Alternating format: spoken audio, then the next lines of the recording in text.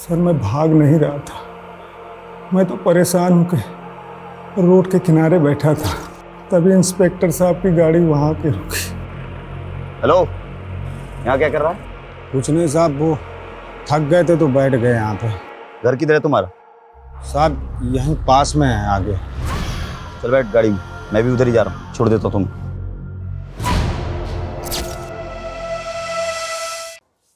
Pi Arvind का कहना है कि जब उन्होंने आपको पकड़ा तो आपके कपड़ों पर खून लगा था।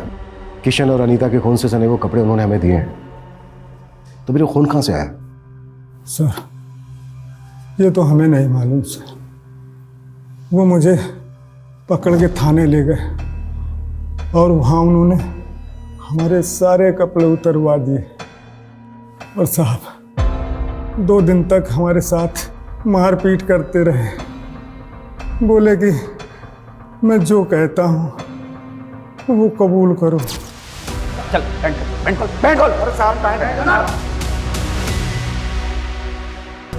अगर मैं कबूल नहीं करता तो सच में वो मुझे जान से मार देते साहब। किशन और अनीता के मर्डर के अलावा आपने 5 और मर्डर कन्फेस किए। ये तो मुझे पता भी नहीं था साहब, वो जहाँ बोलते गए मैं साइन करता गया।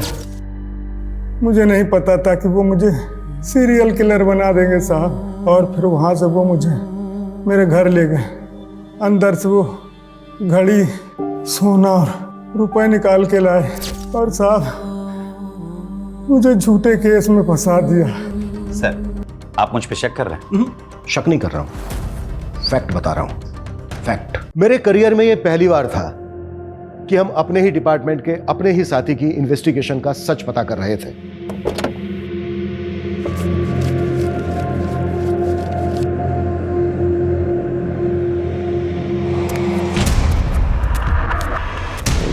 मौत का साया बनकर आता है वो, एक नहीं बल्कि 5 मासूम लोगों की निर्मम हत्या कर चुका है। पकड़ो। जनता अपनी सुरक्षा का इंतजाम खुद करने को मजबूर है और इतनी डरी हुई है कि किसी निर्दोष इंसान की जान लेने से भी नहीं चूक रही। दीप्ति, हरिओम की फाइल लेकर आना।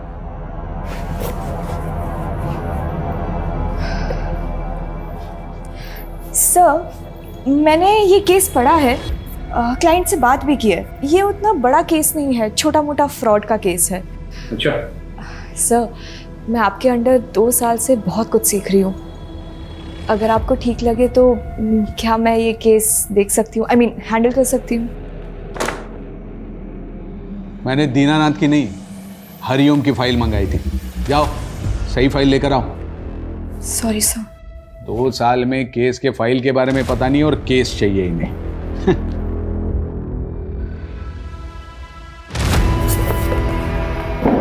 लॉ की पढ़ाई का ना कोई काम ही नहीं है, बस टाइपिंग करना आना चाहिए तुम्हें, और क्या। इसी के तो पैसे कमा रही हूँ, है ना। मैं इस इंसान को ना मैं छोड़ूंगी नहीं। देखना, इसको अगर छोड़ दिया ना, मेरा भी नाम दीप्ति नहीं है, बताती हूँ मैं इसको। अरे दीप्ति बेटा, इतना गुस्सा लैपटॉप पे? गुस्सा ना पापा मैं अपने सीनियर्स पे निकालूंगी। दीनानाथ की फाइलें मंगवाई थी उसने, पर एंड मौके में मुझे नीचा दिखाने के लिए झूठ बोल दिया। 2 साल से पापा, 2 साल से असिस्टेंट के नाम पे टाइपिस्ट बना के रखा है मुझे। अरे बेटा, मैं तो कहती हूँ कि ऐसी नौकरी को लात मार दो। और वैसे भी शादी के बाद कौन सा तुम्हें नौकरी करना है, घर पे ही तो रहना है। मम्मा। हाँ, जैसे ये आपके साहबजादे पूरा दिन घर में पड़े पड़े मोबाइल से दुश्मनी निकालते हैं। अरे आप घूम फिर के हमारे पीछे क्यों पड़ जाते हैं? पापा हमारे पास ना एक बहुत बढ़िया बिजनेस प्लान है, बस एक बार फाइनेंसर मिल जाए। कुल 5 लाख रुपए की जरूरत है। अरे एक ख्याली पुलाव से बाहर निकलो और कुछ काम धंधा करो, समझ में आया? आप लेकिन इसके साथ हमेशा ऐसे क्यों करते हैं? हाँ, जब देखो इसके पीछे पड़ जाते हैं। अरे बेटा छोड़ना क्यों, कहीं और जाओगी तो फिर से शुरुआत करनी पड़ेगी, हैं? यहीं टिकी रहो, आखिर कुछ सीख ही रही हो ना, कुछ जा तो नहीं रहा है आपका। कितना सीखूंगी पापा, अब मुझे केस चाहिए। अरे केस भी मिलेगा, एक दिन इतना केस मिलेगा कि रातों रात तुम्हारा नाम होगा। जज, वकील, क्लाइंट सब तुम्हारे आगे पीछे होंगे। तब ना पापा मैं सत्यनारायण को अपना असिस्टेंट बना के बहुत सुनाऊंगी। बिल्कुल सुनाना, मगर ये ऐसा उदास चेहरा अच्छा नहीं लगता है। एक बार फिर से मुस्कुरा दे मेरा बेटा। मेरा बेटा। मैडम जी ये देखिए कितना प्यारा कलर है। एक मिनट मैडम। हेलो, अरे ज्ञान भाई साहब नमस्कार, कैसे याद किया? ये बताने के लिए फोन किया था कि संडे हमें शोरूम चलना है। शोरूम किस लिए? अभी शादी में जो आप हमें गाड़ी देंगे उसकी बुकिंग नहीं मिल रही थी, तो मेरे एक दोस्त ने जुगाड़ लगाया है, अपना काम हो जाएगा। पर भाई साहब गाड़ी की तो कोई बात ही नहीं हुई थी। अरे तो शादी भी तो कहाँ हुई है अभी तक, अभी बात कर लेते हैं। वैसे भी हमने कौन सा हेलीकॉप्टर मांगा है आपसे? पापा ये सब की क्या जरूरत है? आप क्यों बेकार में उन लोगों को? तू चुप बैठ एकदम। एक तो लड़की तुझे पसंद है, इसलिए अलग जाति में शादी करने के लिए हम तैयार हो गए। अब इन्हें भी तो कुछ करना ही पड़ेगा ना। भाई साहब इतनी महंगी गाड़ी हम कहाँ से देंगे? भाई साहब हम गरीब आदमी हैं। अभी आप देख लीजिएगा, मुझे तो कार चाहिए, बाकी आपकी मर्जी। मर्जी नहीं, जबरदस्ती है ये। नहीं करनी है मुझे ये शादी पापा। आप प्लीज उन लोगों को जाके बता दीजिए। देखो बेटा, जिद नहीं करते हैं, फिर शादी ब्याह में तो लेन देन चलता ही है ना। सौरभ कितना अच्छा लड़का है और तुम पसंद भी करती हो। पापा आपसे हमारे बिजनेस के लिए 5 लाख रुपए नहीं हो रहे और दी को 20 लाख रुपए की गाड़ी दे रहे हैं। हाँ, क्योंकि ये तुम्हारी तरह बिस्तर पे पड़े पड़े ख्याली पुलाव नहीं पकाती है। पापा फाइनल है, मुझे ये शादी नहीं करनी। आप उन्हें जाके बता दीजिए प्लीज। देखो बेटा, जिद नहीं करते हैं। अब अपने पापा को देखो, पूरे जीवन भर साड़ी की दुकान में सेल्समैनी की, क्योंकि मेरा बेटा अच्छे घर जाए, हमेशा खुश रहे। पापा मुझे ऐसी कोई खुशी नहीं चाहिए जो आपको तकलीफ दे। पागल, तुम्हारी खुशी से मुझे क्या तकलीफ होगी? हाँ, तू तो मेरा बच्चा है, मेरा बेटा है ना?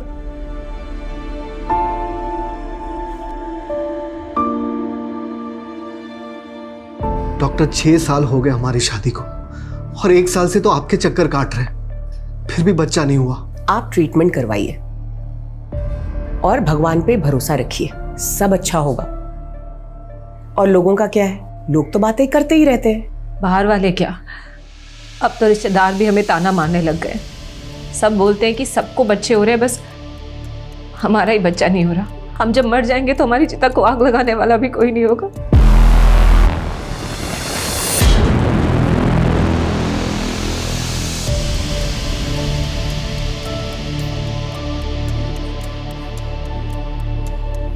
सुनिए, आपको डॉक्टर स्मिता ने जवाब नहीं दिया ना? देंगे भी कैसे? जिसका इलाज उसके हाथ में है, उसमें डॉक्टर कर भी क्या सकता है? अगर आप दोनों को भगवान में आस्था है तो मैं आपकी मदद कर सकती हूँ। पहले भी बहुत लोगों की कर चुकी हूँ। कैसी मदद?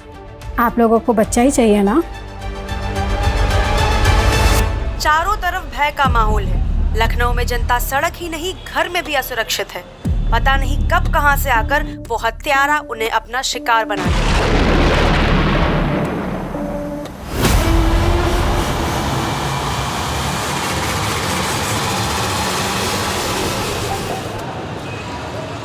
सर, मेरे पापा कल दोपहर 2 बजे घर से निकले थे और अभी तक नहीं लौटे। उनका फोन भी स्विच ऑफ है। हमने हमारे रिश्तेदारों से, उनके दोस्तों से, वो जहाँ काम करते हैं वहाँ भी हर जगह पता किया, पर वो कहीं नहीं मिले। मुझे उनके लिए बहुत डर लग रहा है सर। अभी तो 24 घंटे हुए नहीं है। आप एक काम कीजिए, 24 घंटे के बाद आइए। सर, मेरा नाम एडवोकेट दीप्ति वर्मा है।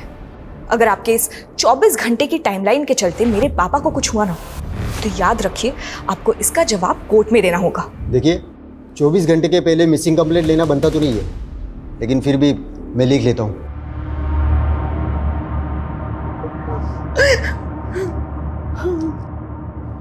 देखिए, आप घबराइए मत, अवतार भाई साहब जल्दी आ जाएंगे।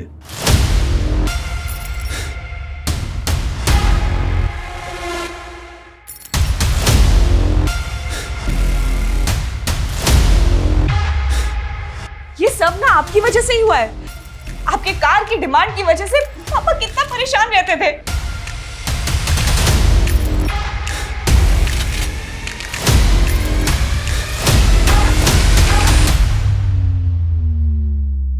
इस लड़के से शादी करना चाहता था, इसे बोलने की तमीज भी नहीं है।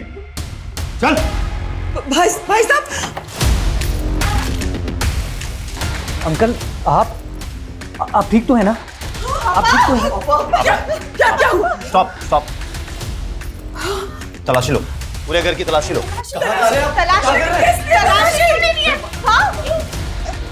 पापा को क्या हुआ है? मैडम रुक जाइए, शांति रखिए, आप सबको पता चल जाएगा।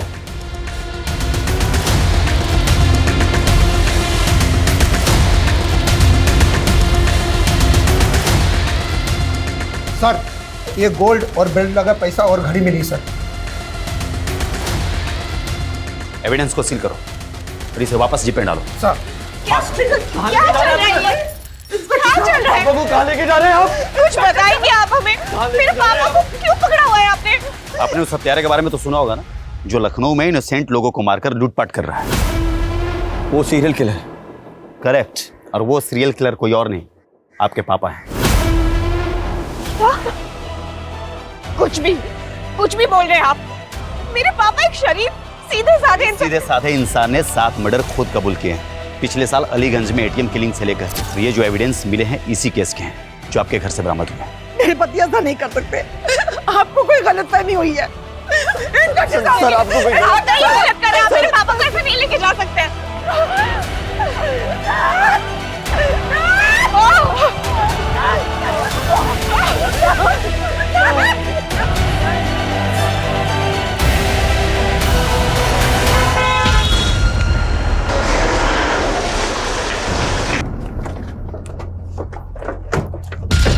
ध्यान से देखिए, ये है वो दरिंदा जिसने 7 मासूम लोगों की हत्या की है। अब कुछ कहना चाहिए इन मर्डर्स के मामले में? क्या आपको कभी किसी पर तरस नहीं आया? जवाब दीजिए, कुछ तो जवाब देकर जाइए। अवतार जी, आपको जवाब देने का जवाब दीजिए। ध्यान से देखिए, सारी की दुकान में काम करने वाला इतना साधारण सा दिखने वाला आदमी 7 मासूम लोगों का हत्यारा है। मेरे पापा जो किसी से ऊंची आवाज में बात तक नहीं करते, आपने उन्हें सीरियल किलर बना दिया। बनाया नहीं है, उन्होंने अपना जुर्म खुद कबूल किया है और खुद सबूत भी बरामद करवाया है। कबूल नहीं किया, करवाया गया है, टॉर्चर करके। सब प्लीज आप। दीप्ति, मैंने ये केस बारीकी से पढ़ा है, सारे सबूत तुम्हारे पापा के खिलाफ है और उन्होंने कन्फेशन भी दिया है, कोई चांस नहीं है। सब मेरी बात सुनिए, ये पूरा केस ही झूठा है। यहाँ पुलिस फाउल प्ले का। मैं ये केस नहीं लड़ सकता, सॉरी। सब बट मेरी। मैडम जी, मैं समझ सकता हूं बड़ा मुश्किल है ये कि पुलिस को पिछले 1 साल से जिस सीरियल किलर की तलाश थी वो कोई और नहीं बल्कि आपके पापा हैं। नहीं है मेरे पापा किलर। मैं कोर्ट जाऊंगी और इस बात को साबित करूंगी, पर हार नहीं मानूंगी। जरूर जाइए दीप्ति जी, ये आपका हक है, पर एक बात याद रखिएगा, कोर्ट में भी ये बात साबित होगी कि 7 लोगों को मारने वाला कोई और नहीं बल्कि आपके पापा हैं।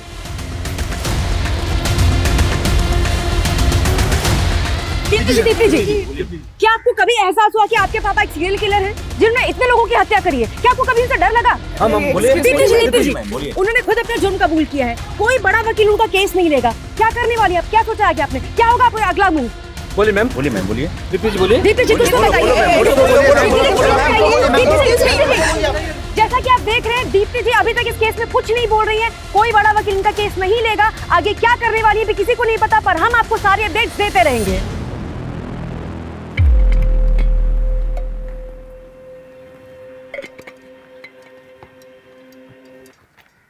योर ऑनर, पुलिस ने मेरे पिता अवतार वर्मा को 8 अगस्त 2022 को किडनैप किया, टॉर्चर किया और जबरदस्ती उनसे वो जुर्म कबूल करवाए जो उन्होंने किए ही नहीं थे।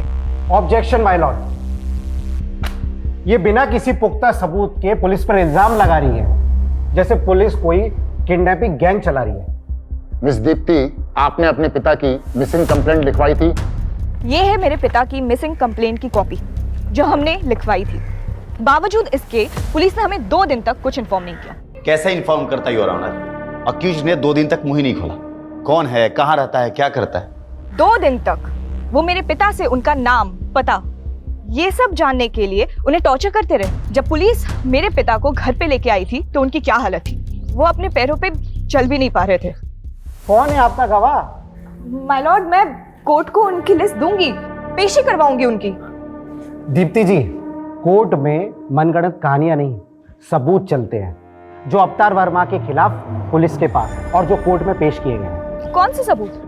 वो गोल्ड क्यूब, घड़ी, पैसे जिसमें खून लगा हुआ था, जो खुद पुलिस ने हमारे घर पे प्लांट किया है, क्योंकि ऑनेस्टली ना उनके पास फॉरेंसिक टीम थी और ना ही सर्च वारंट। सर, वारंट और फॉरेंसिक रिपोर्ट के लिए हमने बोला था, लेकिन उसमें लेट होने वाला था। हमें एविडेंस को सिक्योर करने थे और डर था कि एविडेंस के साथ छेड़छाड़ की जा सकती है। अच्छा, इसीलिए उनको पूरे परिवार को हॉल में बंधक बनाना पड़ा और पुलिस खुद बेडरूम में जाके सबूत लेके भी आ गई। एविडेंस कलेक्शन की कोई रिकॉर्डिंग नहीं की गई। सर, रिकॉर्डिंग भी की है और कोर्ट में सबमिट भी किया है। I object your honour. यहाँ जिस रिकॉर्डिंग की बात हो रही है वो पुलिस ने खुद की है, किसी ऑथराइज्ड वीडियोग्राफर के थ्रू नहीं हुई है। वाह दीप्ति जी वाह, कभी आप कहती है कि रिकॉर्डिंग हुई नहीं है, फिर आप कहती है कि पुलिस ने रिकॉर्डिंग कर ली है, ऑथराइज्ड वीडियोग्राफर ने रिकॉर्डिंग नहीं की। आपका ऑब्जेक्शन किस बात पे है? वीडियो की क्वालिटी पे? क्या अच्छा नहीं दिख रहा है? दीप्ति जी, अगर हम मान भी ले कि आपके पिता इनोसेंट हैं, फिर भी पुलिस के पास क्या कारण है कि वो उन्हें झूठे केस में फंसाएगी? अपने रेपुटेशन को बचाने के लिए। हम सबको पता है पिछले 1 साल से पुलिस किलर को नहीं पकड़ पाई है। फिर अचानक एक दिन उन्होंने मेरे पापा को पकड़ा और जेल में डाल दिया, जबकि एक्चुअली सीरियल किलर अभी तक बाहर घूम रहा है। 7 लोगों का मर्डर हुआ है। सच का जानना जरूरी है, जो पुलिस इन्वेस्टिगेशन में सामने नहीं आ पाया है। ये कोर्ट ऑर्डर देती है कि इस केस की जांच क्राइम ब्रांच से करवाई जाए, ताकि सच जनता के सामने आ सके। Court dismissed. पुलिस की साख जो पहले से दांव पर थी, कोर्ट के फैसले से उसे बड़ा झटका लगा है। सीरियल किलर केस जांच में गड़बड़ी के आरोप के बाद केस क्राइम ब्रांच को सौंप दिया गया है, इस उम्मीद के साथ कि सच सामने आएगा। जो किलर पिछले 1 साल से पूरे शहर के लिए खौफ बना हुआ था, पुलिस की नींद उड़ाई हुई थी, किशन और अनीता के मर्डर के 2 घंटे बाद ही इतनी आसानी से उसको अरेस्ट कर लिया तुमने। कैसे? आसानी से नहीं सर, पिछले 1 साल से दिन रात एक कर रखा था हमने। फिर उस दिन जब मुझे डबल मर्डर की खबर मिली, मैं फौरन क्राइम सीन के लिए निकला। रास्ते में मुझे अवतार दिखाई दिया, बहुत ही अजीब बिहेव कर रहा था वो। गाड़ी रोक, गाड़ी रोक, गाड़ी रोक।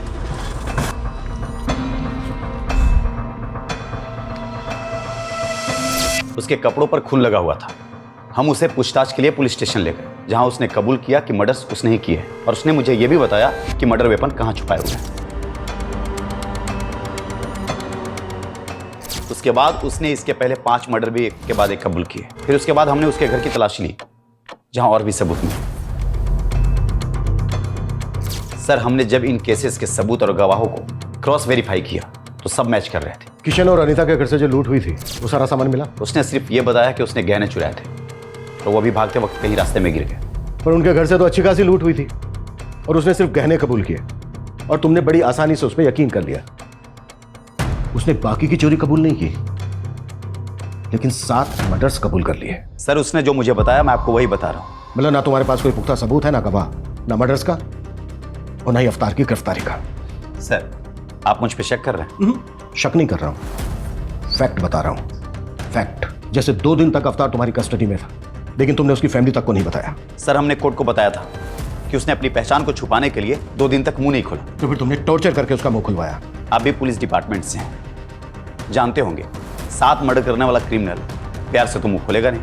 तो कुल मिलाकर तुम ये एक्सेप्ट कर रहे हो कि उसने कबूल किया नहीं, तुमने उससे कबूल करवाया। सर, इस केस के फाइल आपके पास है, आप देख सकते हैं।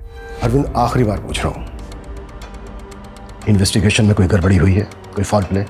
नो सर, अवतार ही वो सीरियल किलर है जिसे हम पिछले 1 साल से तलाश कर रहे थे, जो बहुत मुश्किल से पकड़ा गया है। सर, मैं तो अपनी बेटी दीप्ति की शादी के लिए पैसों का इंतजाम ना हो पाने की वजह से परेशान था। अरे भाई साहब, ये पुराना सोना है, मेरी मजबूरी है, इसलिए हम इसको बेच रहे हैं। अगर थोड़ा बहुत और ज़्यादा हो जाए तो देख लीजिए आप। नहीं, इससे ज़्यादा नहीं हो सकता। सर, मैं भाग नहीं रहा था, मैं तो परेशान होकर रोड के किनारे बैठा था, तभी इंस्पेक्टर साहब की गाड़ी वहाँ के रुकी। हेलो, यहाँ क्या कर रहा है? कुछ नहीं साहब, वो थक गए थे तो बैठ गए यहाँ पे। घर किधर है तुम्हारा? साहब, यहीं पास में है आगे। चल बैठ गाड़ी में, मैं भी उधर ही जा रहा हूँ, छोड़ देता हूँ तुम।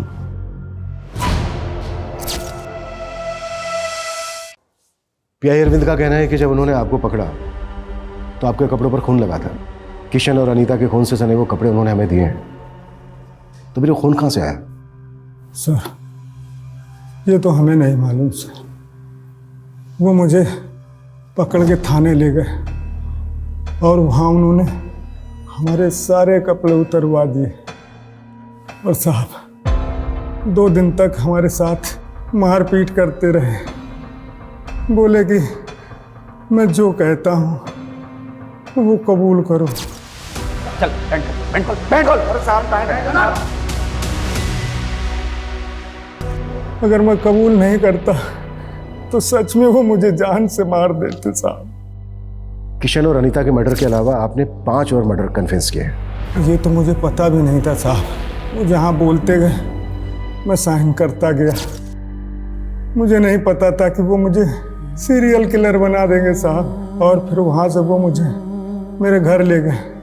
अंदर से वो घड़ी, सोना और रुपए निकाल के लाए। और साहब मुझे झूठे केस में फंसा दिया। लेकिन वो ऐसे क्यों फंसाएंगे? उनकी कोई दुश्मनी है आपके साथ? साहब मेरी किसी से दुश्मनी क्यों होगी? मैं तो एक साड़ी की दुकान में मामूली सा सेल्समैन हूँ। मैंने जीवन में कभी चूहे नहीं मारे। और मैं 7 खून क्यों करूँगा साहब? मैं क्यों करूँगा 7 खून? मेरी वजह से मेरी बेटी की शादी टूट गई साहब। इससे ज्यादा बुरा क्या होगा साहब? इससे ज्यादा मेरे लिए और क्या बुरा होगा? घबराइए मत। अगर आप सचमुच निर्दोष हैं, कुछ नहीं होगा आपके साथ। हम बारीकी से जांच करेंगे। एक तरफ तुम कह रही हो कि तुमने ठीक से कुछ देखा नहीं, अंधेरा था, ऐसा था, वैसा था। इसके बावजूद तुमने पुलिस को बयान दे दिया कि तुमने अवतार को किरण का मर्डर करके उसके घर से भागते हुए देखा। क्यों? सर मैंने उसे मर्डर करते हुए नहीं देखा था। मैंने बस किसी को भागते हुए देखा था।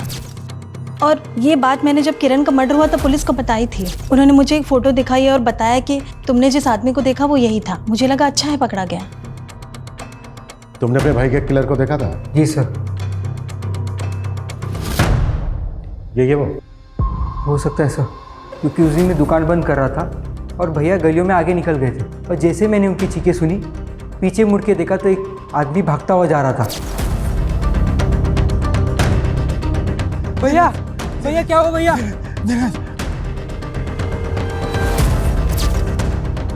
ये घड़ी तुम्हारे भाई की है? हाँ सर। पक्का है? इसमें भी डाउट है? ऐसी ही दिखती थी शायद सर। शायद। ये गोल्ड क्यूब तुमने बनाई है? हाँ नहीं, मतलब मैं ज्वेलर हूँ तो ये तो काम है सर मेरा। गोल्ड क्यूब बनाने का? हाँ, गोल्ड का मतलब गहने।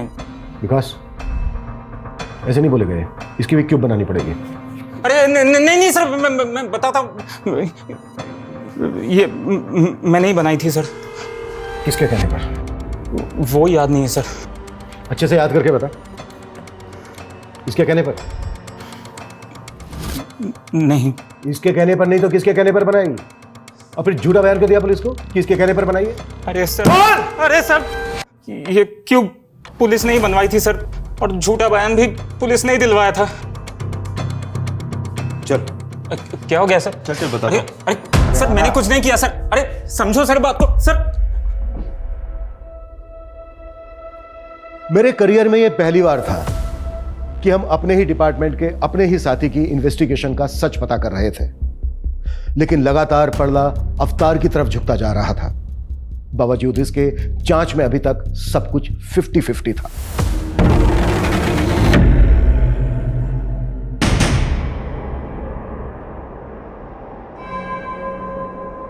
किशन, अनीता के मर्डर केस की इंफॉर्मेशन तुम्हें किसने दी? ऑफिशियल या फिर कोई पर्सनल सोर्स था? उससे क्या फर्क पड़ता है? बताता हूं।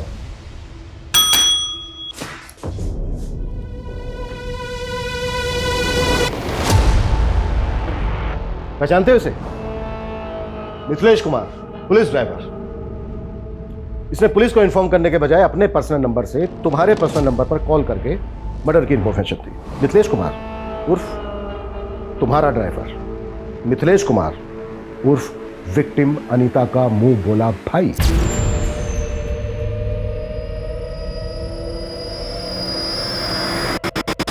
हाँ तो इसे डायरेक्ट पता चला और इसने मुझे डायरेक्ट कॉल किया, तो इसमें क्या हो गया? हुआ ये कि क्राइम सीरियल किलर की तरह किया गया, और अगर ये उसी ने किया है तो वो एक बार फिर तुम्हारे हाथ से निकल गया। तुमने ये भी जानने की कोशिश नहीं की कि किसी ने सीरियल किलर की कॉपी करके फायदा उठाने की कोशिश तो नहीं की। तुमने बस आनन फानन में अवतार को उठाया और एक डबल मर्डर केस को सीरियल किलर केस से जोड़ दिया, सिर्फ इसलिए कि पिछले 1 साल से सीरियल किलर की हड्डी जो तुम्हारे गले में अटकी थी किसी ना किसी तरह से वो निकल जाए, बस। सर ऐसा कुछ भी नहीं।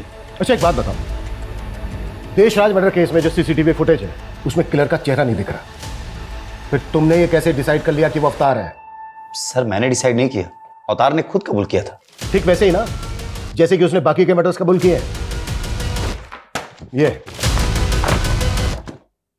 ये अवतार की मेडिकल रिपोर्ट 1 महीने से ज्यादा हो गया है, उसकी अंदरूनी चोट भरी नहीं है, अभी तक बरकरार है। ऑप्शन क्या था उसके पास?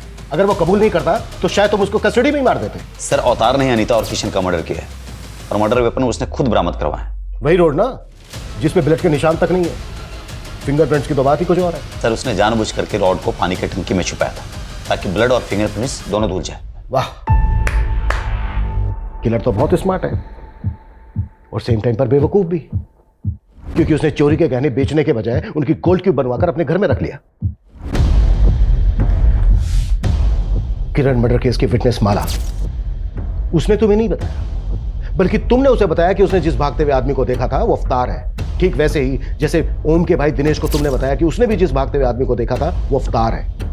इन दोनों ने तो अवतार को पहचाना भी नहीं। मर्डर के वक्त जो उन्होंने स्टेटमेंट दी थी उसमें भागते हुए आदमी को अवतार के साथ रिप्लेस करके उसे बयान की शक्ल देकर उनके स्टेटमेंट पर साइन ले लिए। दिनेश ने अपने भाई की घड़ी तक को नहीं पहचाना है। सर पता नहीं अब ये दिनों झूठ क्यों बोल रहे हैं। झूठ वो लोग नहीं बोल रहे हैं जो तुम बोल रहे हो। जिस ज्वेलर से तुमने गोल्ड क्यूब बनवाई है ना, उसने बयान दिया है कि अवतार ने गोल्ड क्यूब नहीं बनवाई है बल्कि पुलिस ने बनवाई है और पुलिस ने उससे झूठा बयान लिखवाया है। ठीक है, मैं मानता हूं कि इस सीरियल किलर केस में मैंने उसे गलत तरीके से फ्रेम किया ताकि ये सीरियल किलर केस का सरदर्द हमेशा के लिए खत्म हो जाए। और ये सच है सर कि अनीता और किशन का मर्डर अवतार ने किया। बस कर अरविंद, बस कर, कुछ तो शर्म कर यार। एक डबल मर्डर केस को सीरियल किलर मर्डर केस के साथ जोड़कर तुमने ना सिर्फ इस केस को खुला छोड़ दिया है बल्कि उस सीरियल किलर को भी मैसेज दे दिया है कि तू आजाद है, जो चाहे करना चाहे कर, हम तुझे ढूंढ ही नहीं रहे, हम तो ऑलरेडी किसी को बलि का बकरा बना चुके हैं। जा सकते हो तुम, सस्पेंशन लेटर बहुत जल्द तुम्हें मिल जाएगा। सर मैं सच बोल रहा हूं, अवतार ने ही अनीता और किशन का मर्डर किया। Please go. Okay sir. Sir अगर अवतार ने किशन और अनीता का मर्डर नहीं किया तो फिर किसने मारा होगा उन लोगों को? रिपर ने? शायद सीरियल किलर नहीं किया हो। क्या यह भी हो सकता है कि किसी ने बहती गंगा में हाथ धो लिया हो? मे बी वो अवतार भी हो सकता है। विकास, ये पहले के 5 मर्डर काफी पहले हुए हैं और ये दोनों मर्डर्स अभी अभी हुए हैं। हो सकता है क्राइम सीन से हमें कुछ मिल जाए। हमें इस केस पर आज से ही बल्कि अभी से लगना होगा। केस से रिलेटेड जो भी मटेरियल है उसकी अच्छे से जांच करनी होगी और जरा पता करो कि अवतार का अनीता और किशन के साथ कोई कनेक्शन है क्या। Okay sir.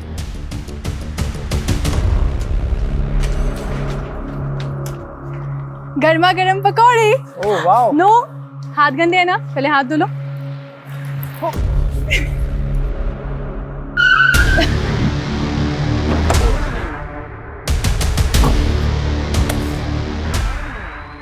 ये तो किशन और अनीता का घर है, तुम लोग क्या कर रहे हो यहाँ पे? उनका घर था, अब ये हमारा घर है और हमसे ही पूछ रहे हैं हमारे घर में कि हम कौन है। आप लोग कौन है? Police, crime branch. सर मैं शुभम मिश्रा हूँ और ये मेरी बीवी माधुरी, और मैं किशन का छोटा सगा भाई हूँ। भाई हो तो तुम्हारा अपना भी तो घर होगा, यहाँ क्या कर रहे हो? सर हम रेंट पर रहते थे तो भैया भाभी के मर्डर के बाद ये घर खाली हो गया, और वैसे भी कुछ टाइम पहले तक हम यहीं रहते थे।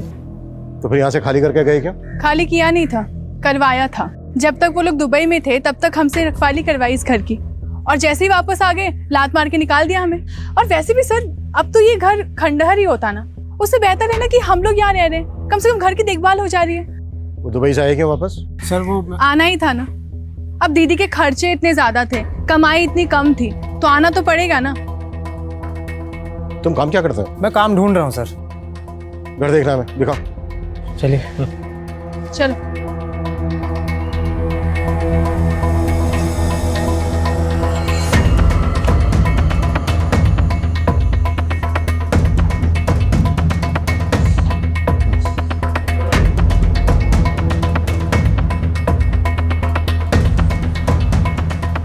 सर,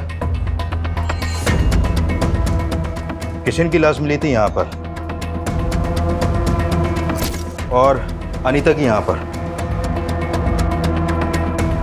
सर, फ्लोर पे ब्लड ट्रेल को देख के लग रहा है कि यहाँ से अनीता की बॉडी को घसीट के ले जाकर वहां पे रखा गया। सर, पूरा घर बिखरा पड़ा था। लगता है ये मर्डर्स लूट के इरादे से किए गए।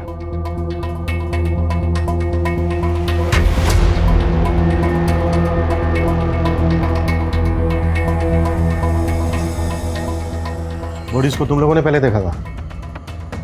जी। क्या टाइम हुआ था तब? यही कुछ 11:30 के आसपास का। रात के 11:30 बजे तुम लोग यहाँ क्या करने आए थे? जी, हम यहाँ नहीं आए थे। हम लोग खाना खाकर टहलने के लिए निकले थे, तो देखा कि दरवाज़ा खुला हुआ है, तो मैंने सोचा अंदर चल कर देखता हूँ। और जब मैं अंदर आया तो किशन और अनीता की किसी के साथ कोई दुश्मनी थी? उनकी किसी से क्या दुश्मनी होगी?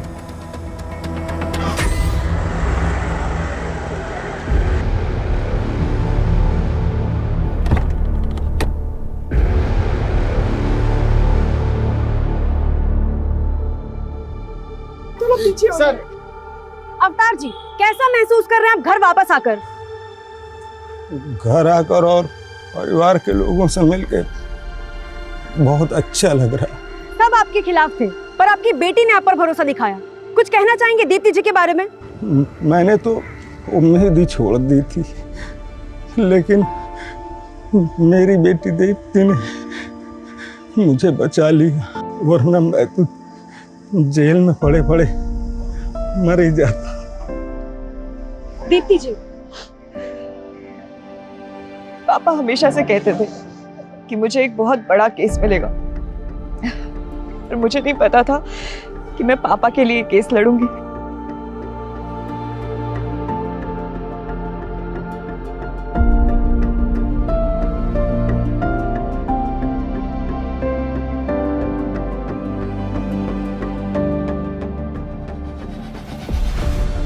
चुप हो जा बेटा। सारी जिंदगी तेरे पापा ने तेरे लिए संघर्ष किया, लेकिन आज तूने उनका कर्ज चुका दिया बेटा। नहीं माँ, मैं मर भी जाऊं ना तो पापा का कर्ज कभी नहीं चुका सकती। Welcome back. और कैसा है मेरा बेटा? बिल्कुल ठीक।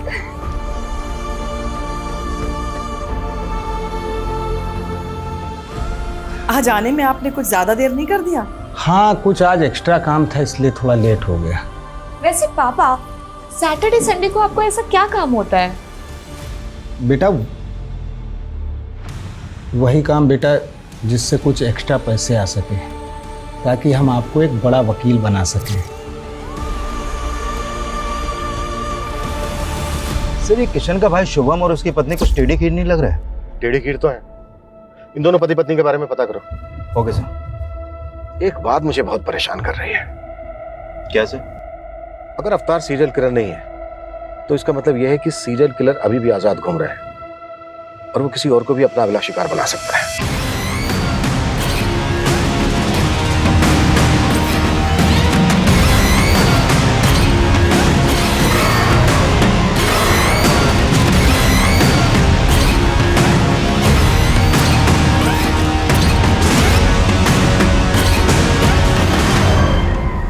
सर, शुभम के बारे में इंक्वायरी करते हुए पता चला कि जब वो पहले किशन के घर पे रहता था तो उसका आए दिन किसी से बहुत झगड़ा होता था।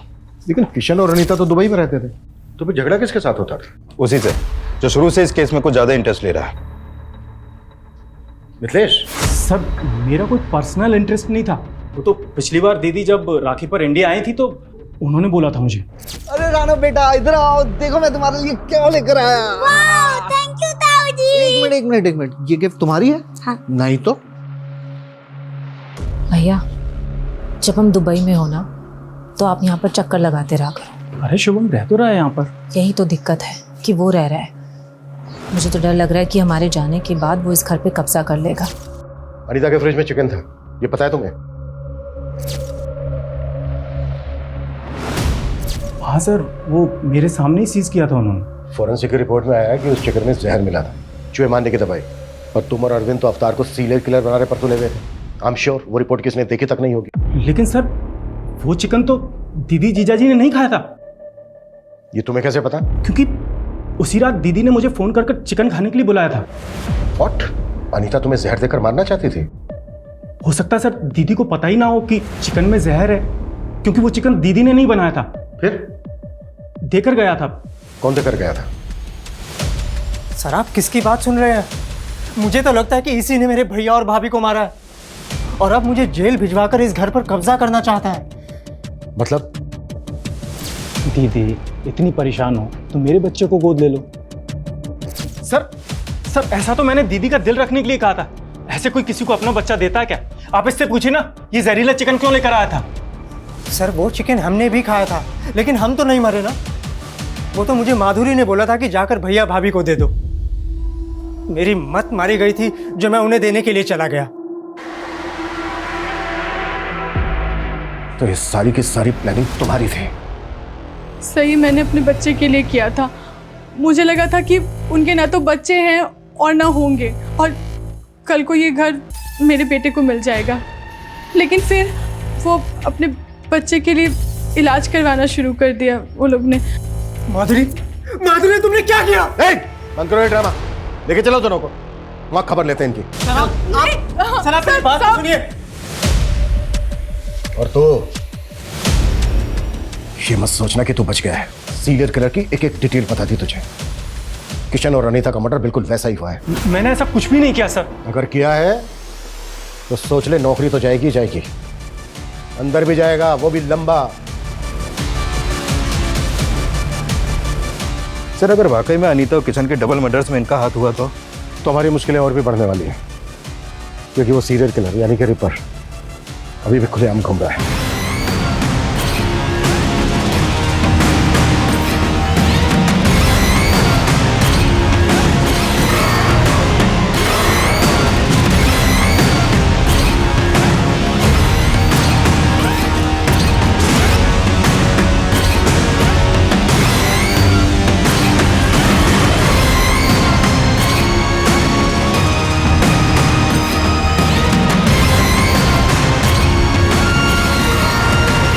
सर शुभम और माधुरी के पास मर्डर का मोटिव है, और उस रात की इनकी एक्टिविटी से भी लग रहा है कि ये लोग मर्डर कर सकते हैं, लेकिन अभी तक इस बात पर अड़े हुए हैं कि इनका इस मर्डर में कोई हाथ नहीं है। शुभम और माधुरी तो सस्पेक्ट हैं ही, लेकिन हमें मिथिलेश को भी ध्यान में रखना होगा। एक बात मेरी समझ में नहीं आ रही है कि उन्होंने एक रैंडम आदमी अवतार को ही क्यों अरेस्ट किया? सर अवतार के बारे में कुछ और भी बातें पता चली हैं। ये बात सही है कि एक सिंपल सा आदमी है, साड़ी की दुकान में एक सेल्समैन है, लेकिन सर इसके अलावा ये 7-8 साल पहले थिएटर भी करता था। एक्टिंग का शौक था इसे। सैटरडे संडे इसके शो भी होते थे, लेकिन सर ये एक्टिंग में कुछ खास अच्छा नहीं था, इसलिए एक्स्ट्रा अर्निंग के लिए मेकअप आर्टिस्ट बन गया।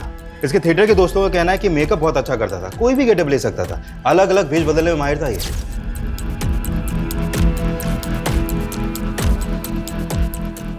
सर आपने अभी की ब्रेकिंग न्यूज देखी? क्या न्यूज है? जैसी करनी वैसी भरनी का ताजा उदाहरण है लखनऊ सीरियल किलर केस का मामला। जब वो दबे पांव अपना अगला शिकार करने जा रहा था, लोगों ने उसे देखा और उन्हें शक हुआ। गुस्साई भीड़ ने कॉलोनी में घुसकर उसे इतना मारा कि मौके पर ही उसकी मौत हो गई। पुलिस ने स्थिति पर काबू पा लिया है और जांच चल रही है। सर ये तो बच्चा है, माइनर है, इसकी हालत देख के लगता नहीं है कि ये किसी बच्चे को भी कंट्रोल कर सकता है। सर मुझे लगता है कि भीड़ ने गुस्से में आके फिर एक बच्चे की जान ले ली। सिचुएशन को कंट्रोल करना पड़ेगा। इस रिपर ने पूरे शहर को पैनिक कर दिया है। लोग इतने डरे हुए हैं कि किसी की भी जान लेने पर उतार हुए हैं। Excuse me sir. Hello sir, Anita और किशन के कॉल रिकॉर्ड आ गए हैं। उनके कॉल रिकॉर्ड में किसी बाबा का नंबर तो नहीं मिला है, लेकिन एक नंबर है जिस पर मर्डर वाले दिन किशन ने कई बार कॉल किए हैं, और लास्ट कॉल रात 11 बजे के आसपास हुई है। कौन है वो? राधा। सर ये उसी क्लिनिक में नर्स है जहाँ पर किशन अनीता का इलाज करवा रहा था। सर इस राधा के टच में एक बाबा भी है, और इनके कॉल रिकॉर्ड के अकॉर्डिंग मर्डर वाली रात इन दोनों की लोकेशन किशन के घर के आसपास की थी। दोनों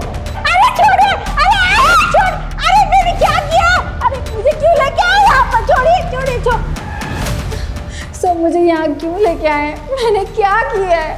सब पता चल जाएगा। उधर देखो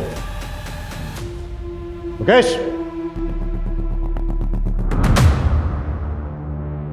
गुड, काफी समझदार हो तुम। अब डायरेक्टली पूछ रहा हूं, मार खा के बोलोगे या फिर बिना मार खाए? बोलो। सर अनीता और किशन मुझे क्लिनिक में मिले थे। अगर आप दोनों को भगवान में आस्था है तो मैं आपकी मदद कर सकती हूँ। कैसी मदद? सर क्लिनिक ऐसी जगह थी जहाँ पर लोग बच्चे के लिए कितना भी पैसा लुटाने के लिए तैयार होते थे। मैं उन्हें बाबा की पट्टी पढ़ाती थी और फिर हम मिलकर उनको पूजा पाठ के नाम पर पैसे निकलवाने की कोशिश करते थे। पापा बच्चे को देखने और माँ सुनने के लिए मेरे कान तरस गए हैं। हमारे पास सब कुछ है, लेकिन वो किस काम का जब औलाद ही नहीं है। औलाद हो जाएगी, पर उसके लिए पूजा करनी होगी, वो भी पूरी श्रद्धा के साथ। मैं करूंगी बाबा।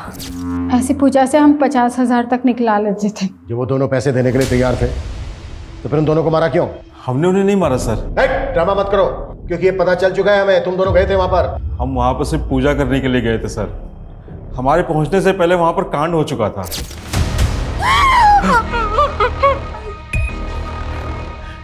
पागल हो यो, जो होना था वो तो हो चुका है, हम खाली हाथ क्यों जाएं?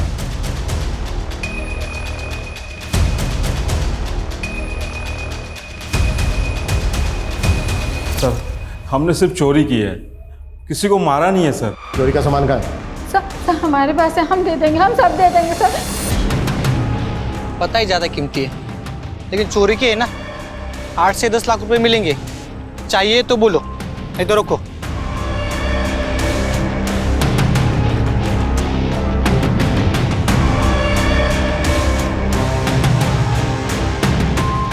सर खबरी ने टिप दिया, अनीता की सोने की चूड़ियां चोर बाजार में बेची गई हैं। बेचने और खरीदने वाले की कोई इन्फॉर्मेशन? खरीदने वाले की है, बेचने वाले की वो बताए। सर सर राधा और बाबा ने जो सामान चोरी किया था, वो सामान भी साड़ी भी मिली है, जो ठीक उसी दिन खरीदी गई थी जिस दिन अनीता और किशन का मर्डर हुआ था। इसमें सर स्लिप है, उसमें डेट भी पड़ी हुई है।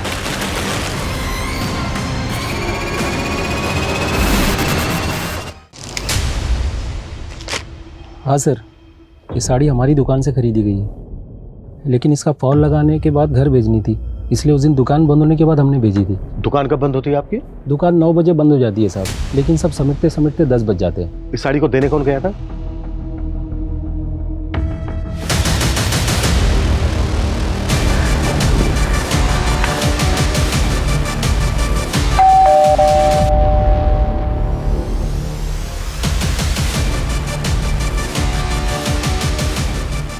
दीप्ति, तुम्हें अपने फादर को न्याय दिलवाना था ना? मिल जाएगा।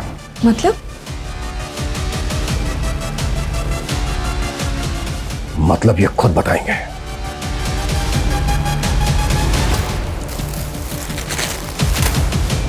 ये है ना वो साड़ी जो तू अनीता को डिलीवर करने उसके घर गया था, और जब हमने तेरे से पूछा कि किशन और अनीता को जानता है क्या, तो क्या बोला तूने? कि तूने उनको कभी देखा नहीं। इतनी कमजोर याददाश्त है तेरी। देखिए आप मुझे फंसा रहे हैं, मैं मीडिया में जाके बोलूंगा कि आप लोग मुझे जबरदस्ती। अभी बाहर मीडिया से जाकर मैंने बोल दिया ना कि ये सारी की सारी प्लानिंग तेरी बेटी की थी। तो जितना टाइम लगा है ना उसे अपना नाम बनाने में, उससे कहीं कम टाइम लगेगा उसका नाम खत्म होने में।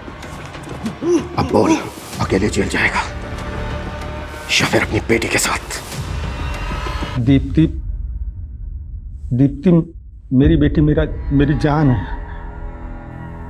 उसके लिए बड़े घर का रिश्ता आया तो मुझे लगा कि मेरी बेटी बड़े घर जाएगी तो जीवन भर खुश रहेगी, पर उन्होंने शादी में 20 लाख की कार मांग दी। मैं बहुत परेशान था, कुछ समझ में नहीं आ रहा था। फिर सेठ जी ने ये साड़ी डिलीवर करने के लिए दी और मैं सोचते सोचते कब वहाँ पहुँच गया। मैडम जी, आपकी साड़ी एक बार ठीक से चेक कर लीजिए। तभी मेरी नज़र उन गहनों में पड़ी। उसके गहने मेरे दिमाग में घूमते रहे कि अगर ये गहने मुझे मिल जाएंगे, मेरी बेटी की शादी अच्छी से धूमधाम से हो जाएगी। सीरियल किलर के बारे में टीवी में देखा था मैंने, उन दोनों का मर्डर तो कर दिया, उनके सारे गहने ले लिए थे। पर मैं इतना डर गया था, डर के मारे इधर उधर भटक रहा था और तभी वहाँ पुलिस की गाड़ी आ गई। तू एक आम आदमी है, इतना बड़ा क्राइम करके तूने पुलिस को बेवकूफ बनाया, कैसे? सर, मेरी बेटी वकील है और उससे केस के बारे में बातचीत होती रहती थी, तो मुझे समझ में आ गया था कि पुलिस को कैसे घुमाना है। घुमाया तो बहुत तूने, लेकिन अब तेरी बारी है। देशराज, फौजिया, शिवा, किरण, ओम के मर्डर करने में तूने अपने मेकअप आर्टिस्ट होने का फायदा उठाया। चेहरा बदल बदल के मर्डर किए तूने, ताकि कोई देखे भी तो बाद में पहचान ना पाए। साहब, मैं मेकअप आर्टिस्ट था, पर मैंने ऐसा कुछ नहीं किया जो इल्ज़ाम आप मुझ पे लगा रहे हैं। पहले उन लोगों ने मार पीट करके सीरियल किलर बनाया और अब आप भी वही कर रहे हैं। साहब, मैं मानता हूं कि मैंने अनीता और किशन को मारा है, बाकी मैंने किसी को नहीं मारा है। मैं सच बोल रहा हूं साहब।